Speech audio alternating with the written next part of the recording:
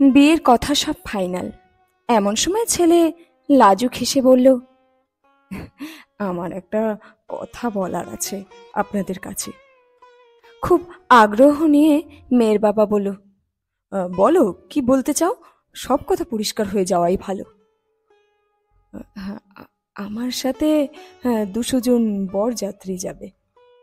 মেয়ের মার তো চোখ কপালে উঠবার জোগাড় হলো।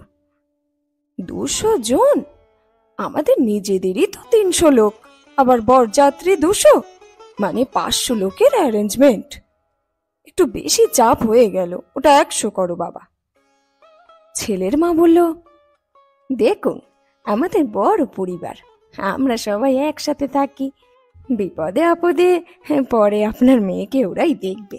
আমার ছেলে সবার বড়, সবাই কত আশা করে আছে ওর বিয়ে খাবে, ওটা কিছু করা যাবে না। 100 জনের খাওয়া দাওয়ার খরচা নিয়ে আরো 1,00,000 টাকা বেশি দরকার হলো।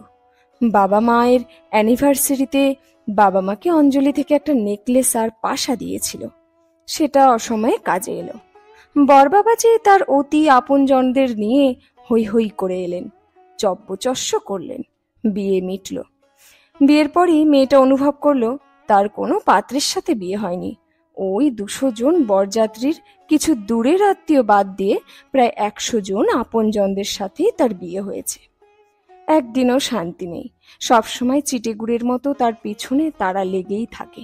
সকাল থেকে রাতে ঘুমানোর আগে পর্যন্ত তাকে তাদের সাথে সময় কাটাতেই হবে, এছাড়া কোনো উপায় নেই। ওই বাড়ির ওই নিয়ম। বছর 2 পর মেয়েটির কোলে একটি ফুটফুটে মেয়ে হলো। স্বামী স্ত্রী দুজনেই খুব খুশি।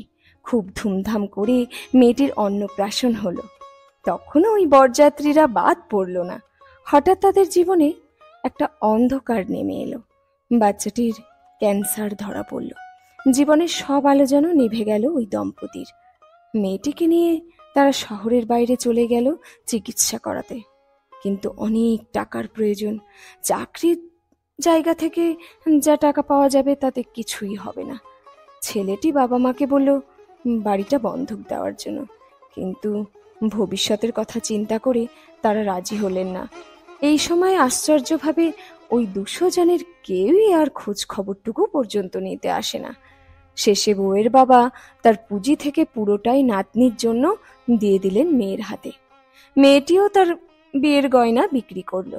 মৃত্যুর সাথে লড়াই করে বাবা মাকে নিঃস্ব করে বাচ্চাটি জীবন যুদ্ধে হেরে গেল। দীর্ঘ 7 মাস পর স্বামী স্ত্রী ফিরে এলো শূন্য হাতে।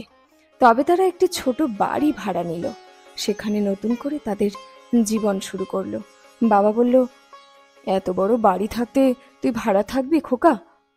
না বাবা, এত বড় বাড়ি আসলে কোনোদিনই আমার ছিল না, আমি বুঝতে পারিনি। আমার যদি হতো আমি এর পরিবর্তে আমার মেয়ের আরো ভালো চিকিৎসা করাতে পারতাম। তাই যা আমার নয় তা আগলে বসে থেকে লাভ কি। গল্প স্বার্থপরতা। কলমে অদ্বিতীয়া অর্পিতা।